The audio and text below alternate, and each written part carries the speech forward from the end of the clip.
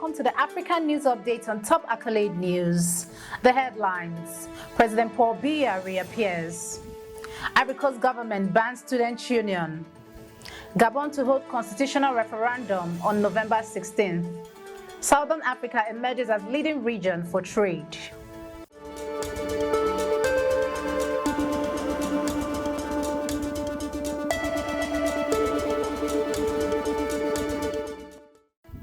In politics, President Paul Biya reappears.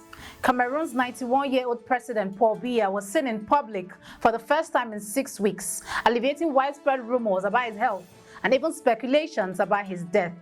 Footage aired on state television showed Biya arriving in Yaoundé Airport after a trip to Switzerland, where he had reportedly been on private visits. The government, which had classified discussions about his health as a national security matter, faced tense pressure to confirm his well-being.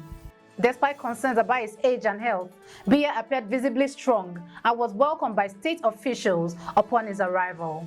His return may reignite discussions within his ruling party about a potential bid for another 7-year term in the next year's election, as critics argue his recent political maneuvers indicate a desire to maintain his grip on power. Still in politics, Ivory Coast government bans student union. The Ivory Coast government has banned all student unions following the tragic death of 2 students and the arrest of 17 suspects linked to a confrontation with a student group known as FESCI. The National Security Council's decision comes after a raid revealed weapons and illegal activities in student housing managed by FESCI, whose leadership is under scrutiny. While the government cites violence and criminal behavior, FESCI calls the ban a violation of constitutional rights, denying any involvement in the death. Moving on in politics, Gabon to hold constitutional referendum on November 16th. Gabon is gearing up for a pivotal referendum on November 16th to decide on a proposed new constitution, a key step towards restoring civilian governance following a military coup. The transitional government has released the final draft, which aims to establish a presidential system without a prime minister, introducing a 7-year presidential term that can be renewed once, with eligibility limited to individuals born to Gabonese parents. The constitution emphasizes safeguarding individual liberties and ensuring the separation of power to enhance democracy. As part of an inclusive national dialogue, citizens and civil society groups are invited to contribute to reforms, marking a significant effort to reshape Gabon's political landscape after years of Bongo family rule. This referendum is seen as a crucial litmus test for the nation's democratic revival. Now in economy, Southern Africa emerges as leading region for trade. The latest Standard Bank Africa Trade Barometer reveals that the Southern African stands out as the top region for both sourcing imports and serving as a primary export destination on the continent. The reports indicate that 30% of surveyed businesses source imports from Southern Africa, maintaining a stable trend since May 2023.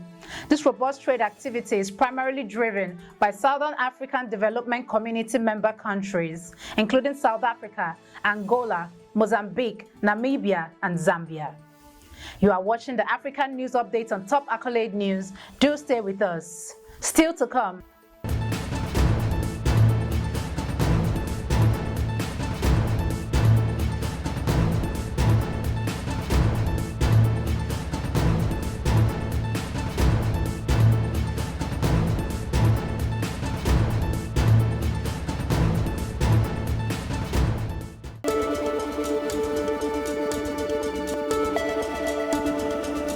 Thanks for staying with us. Still in economy, Zambia plans major expansion of copper mining licenses.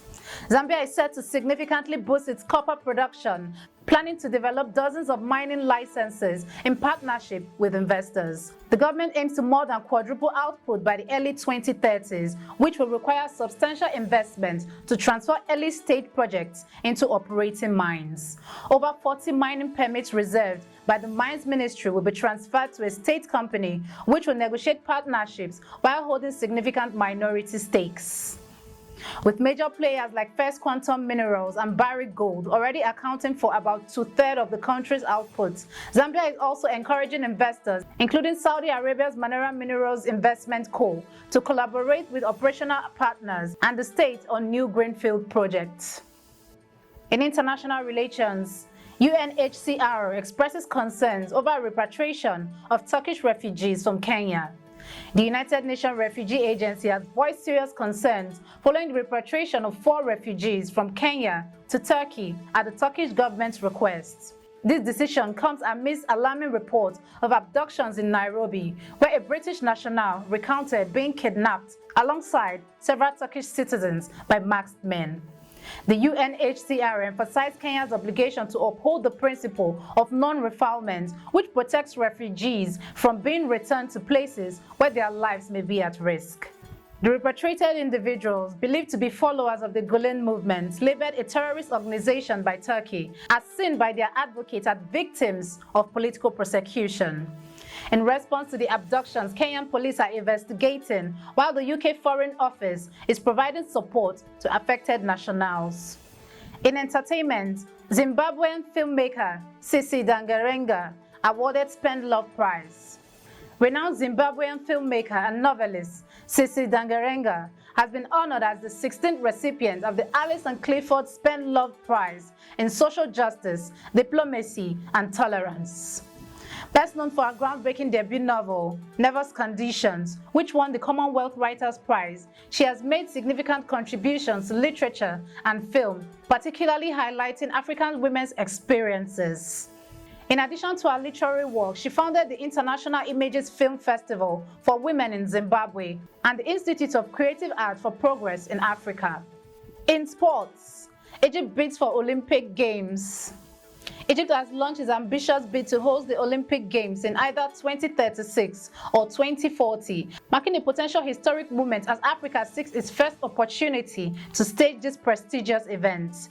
Backed by African Olympic leader Mustapha Berraf, Egypt's bids come in the wake of Youth Olympic Games being held in Senegal in 2026. This endeavor aligns with the International Olympic Committee's new guidelines aimed at promoting sustainability and inclusivity in hosting. While Egypt claims a rich history of hosting major sporting events, challenges such as economic constraints and political stability remain. Successful execution could not only transform Egypt's infrastructure and economy, but also set a precedent for future Olympic bids from African nations. As the world looks to a more diverse Olympic future, Egypt's aspiration could reshape the continent's presence in the global sports arena. That concludes our African news updates for today. Stay tuned for more African news and developments. Thanks for joining us. I am Okocha Ojo Arumi. Connect and engage with us on all our social media handles. Do have a wonderful day.